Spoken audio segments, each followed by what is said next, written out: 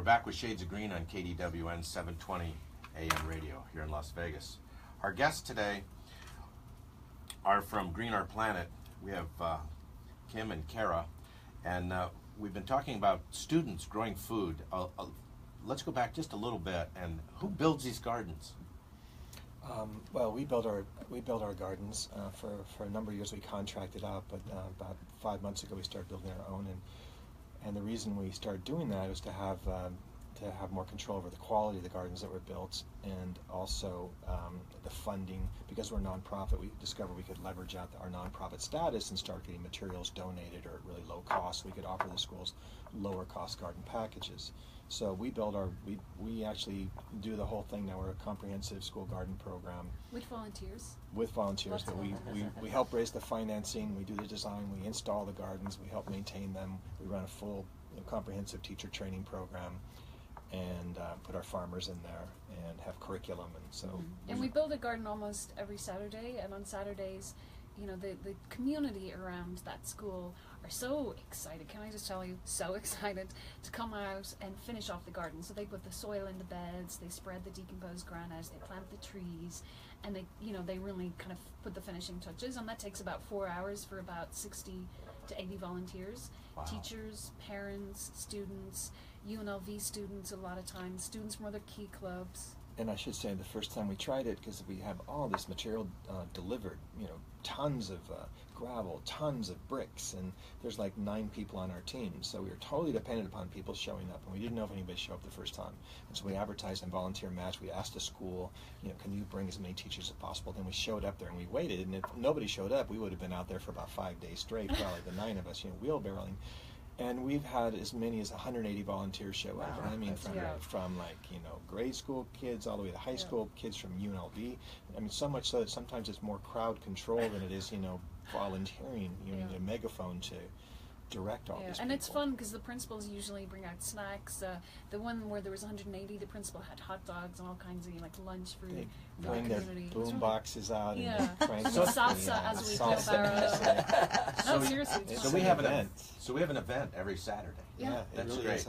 So And that's a great thing about gardens, is that they tend to draw in the community. First, they kind of bring out the best in everybody that's associated with them from any age level, but they bring in the community, and it begins with that first volunteer day, with the fundraising, that kind of thing. When those 180 people show up, that's the beginning of creating that community around that garden, and it never ends. That's good stuff. So the kids are getting their Hands dirty. they're getting their brains filled, they're learning a lot.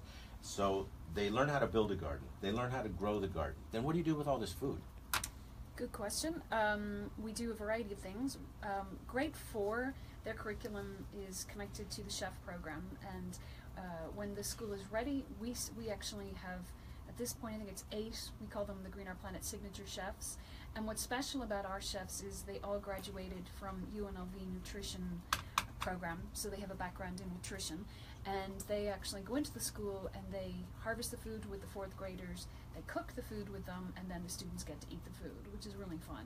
So that's one thing you can do. And then schools also do farmers markets, and the farmers markets are awesome. They're part of the 5th grade curriculum.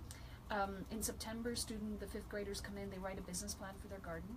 They figure out the profit and loss sheets. They figure out what the vision for the garden is that year. Maybe they want to raise money to plant trees or build more beds, and then they figure out how much money they need to make at each farmer's market.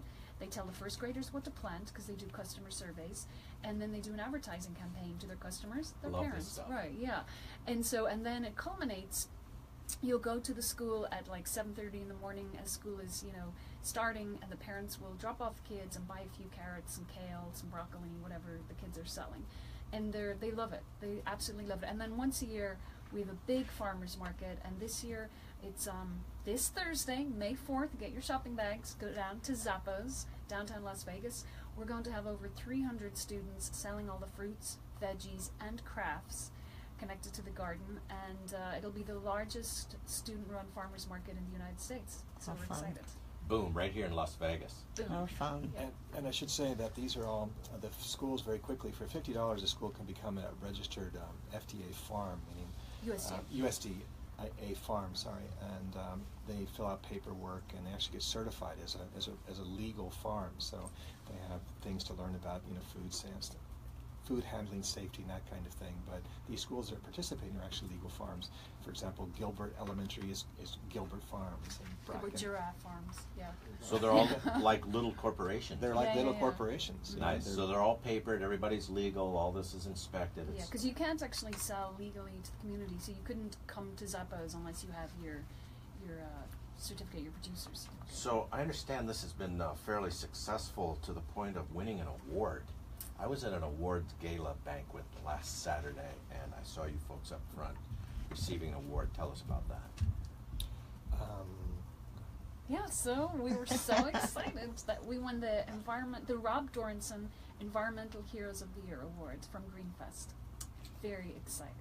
Yeah, Very it was nice, awesome. very nice. Congratulations on that. I know you. And we earned were an it. amazing company because Pat Mulroy won the Lifetime Achievement Award, and she is amazing. Not to mention Vinnie Spottleson and the team that did the Zion Garden. They are all amazing. So we felt very proud You to were be in part of that team. Great company Great that day. company, yeah. That night. Yeah, and it's been really interesting. The interesting part of this process has just been all the different green activists in the city coming together. There's so much interest in preserving the environment, that kind of thing. Switch is our biggest sponsor. We're housed at Switch. Getting this award, you see some of the same faces. All of the volunteers that come out. Everybody, there's so many people out there that want to participate and lend a hand into helping in some way. Mm-hmm. And this is a great way to release all of that volunteer activity. Yeah, and it's a combination of things, like talking about Greenfest, right? All those people are coming out and seeing what's happening in the community through Greenfest, and there, I'm sure, many of the people who are turning up at the gardens, and you know what I'm saying?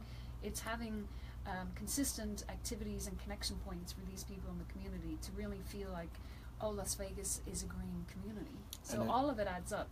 You know? And that includes corporations. We're partnered with more than 40 corporations. There's a lot of corporations that donate money to the schools for the garden programs or pay for some of the farming fees, that kind of thing. So it brings out Yeah, the best in everybody. yeah, for sure. And so let's go back to that a little bit. How are you funded? So that's a good question. Our biggest funder, who pays most of our operating costs, is Switch, and of course everybody knows Rob Roy. He's amazing. Has created that unbelievably amazing data bank center that now have offices in Milan and Bangkok and Grand Rapids, Michigan, and Reno. And of course his passion is STEAM education. So he's the biggest supporter of Greener Planet, and we're really grateful to him and all his team. Christy Overgaard, the executive vice president of Awesomeness, is on our board.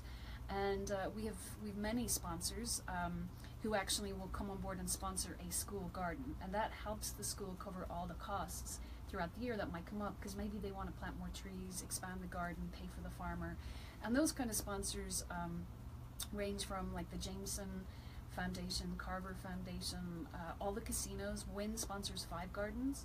Sands is sponsoring a garden now.